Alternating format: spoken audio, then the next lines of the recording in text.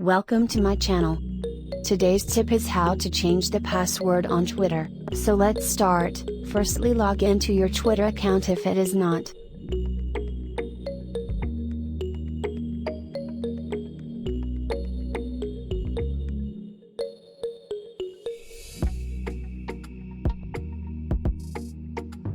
Now tap on the More option and click on the Settings and Privacy. Choose option Change your password from the list.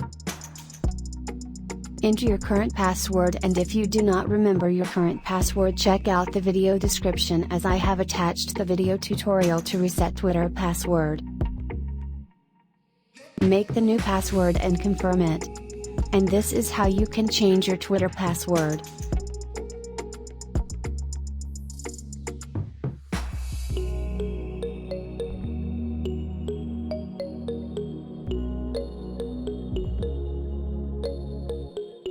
If this video is helpful for you, please like the video and subscribe to the channel for more useful video.